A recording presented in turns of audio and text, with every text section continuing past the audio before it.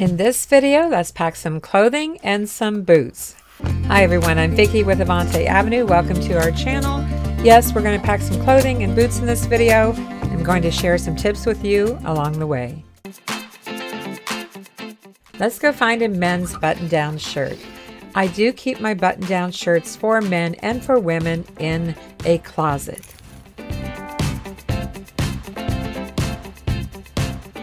I always keep lots of tissue paper on hand.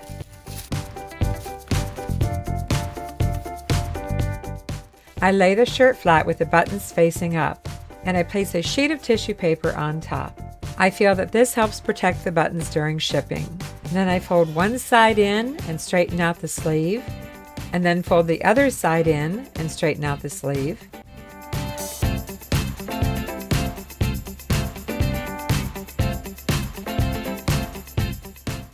I fold the shirt in half, and then I fold it in half again.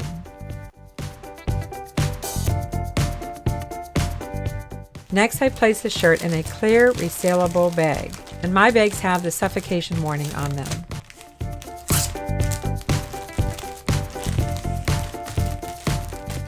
I like to add a thank you label that I run 30 up on a sheet of labels. And I double bag my shirts. I now place the shirt in a poly mailer. When I weight anything, I always have a sample label that I place on top. This is actually a label sheet with the backing on it. That backing helps allow for other labels that I might add, such as priority or do not bend, etc.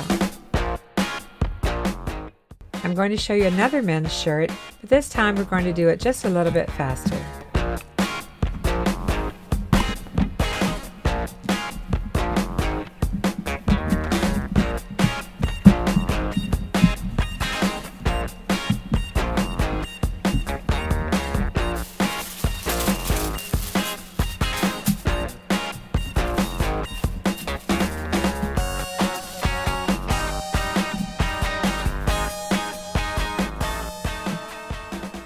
Give it that karate chop and fold it in half, and fold it in half again.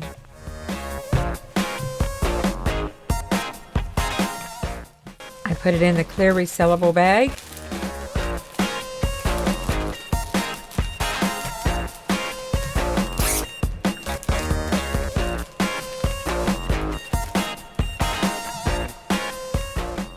And then in the poly mailer.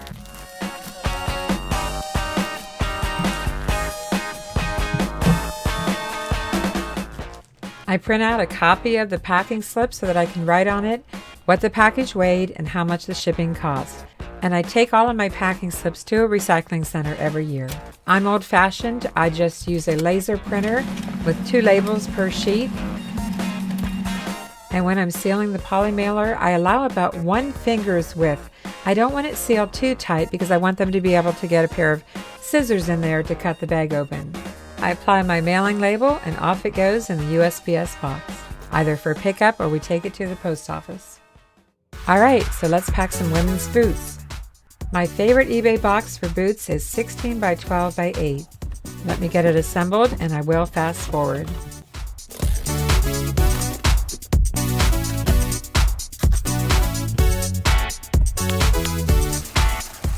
I like to use blank newspaper print. You can buy it just about anywhere. And I just crumble it up and put it in the bottom of the box. For these boots, I'm just laying some sheets of tissue paper, place the boot, and then add some more tissue paper and the second boot.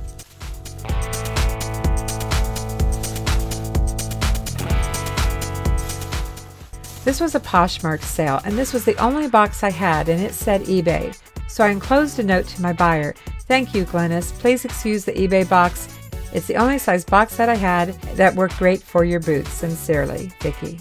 And then I top everything off with more blank newspaper print, blank packing paper.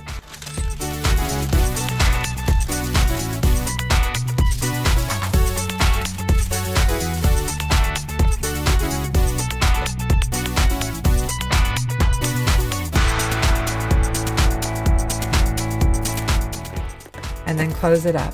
I like to keep a Sharpie on hand, a Magnum size Sharpie, for a situation like this where I really don't want the box showing up with eBay all over it. So I'm marking out the words eBay.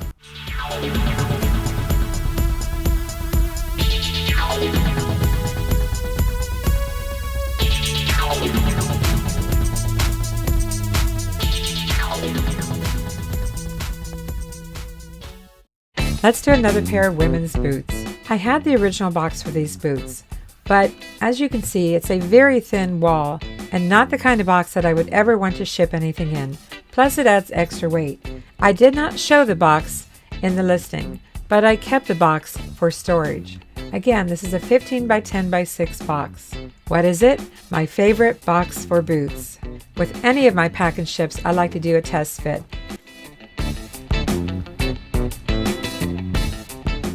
And by the way, this one included some paperwork, so I wanted to make sure to include that with the sale. I start out with tissue paper. I just think it makes a nice presentation and helps protect the finish on the boot, and I'm just using regular tape for it.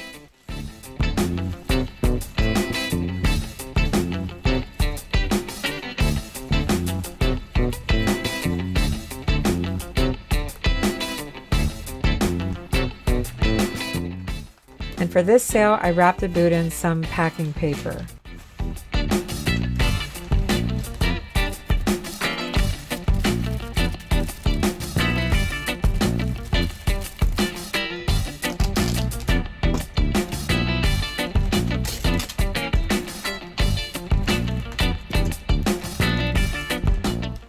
And of course, I add my thank you label.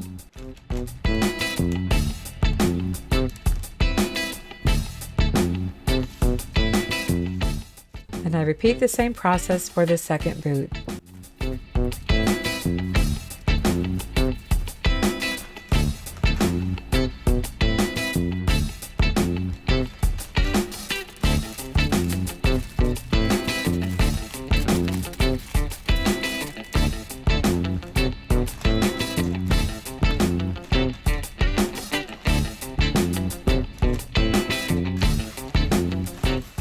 I crumbled some packing paper for the bottom. And then I placed the boots with the heels opposite of each other.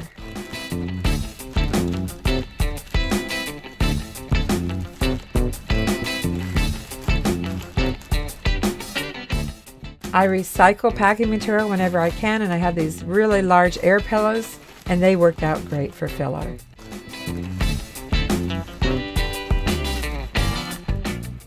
I'm even recycling part of a Prime, yes, Amazon Prime padded envelope.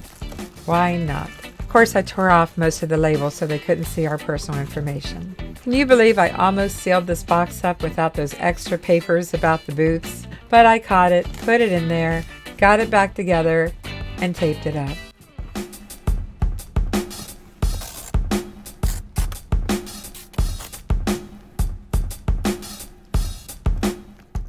This Palouse scale goes up to 5 pounds, but we do have a larger scale in the basement that goes up to 75 if we need it. Sometimes I need it. Again, I put my sample label on top. Get it weighed, 3 pounds, 2 ounces. We're going to be charged for 4, but there's the weight, and as I said, it's a 15 by 10 by 6 eBay box. Here's just a few more tips. When I'm working with shirts, men's or women's, I make sure all the buttons are buttoned. That also gives me a chance to make sure that I didn't miss that there might be some missing buttons. I always check it when I photograph it, but I check it one more time when I go to pack it. I also keep a lint roller on hand. I also have a pair of embroidery scissors, really tiny scissors, and I trim away any threads that look out of place. As far as my bags, the clear bags, I use 9 by 11.5. That fits great into a 9 by 12 poly bag, poly mailer, and I like 10 by 13 for the clear bag. And I also get a 10 by 13 poly mailer. I am not recommending any brand because there are so many options out there and I don't know how many you need. So thanks for watching, everyone. Be sure to subscribe. I'm Vicki with Avante Avenue, and I'll see you soon.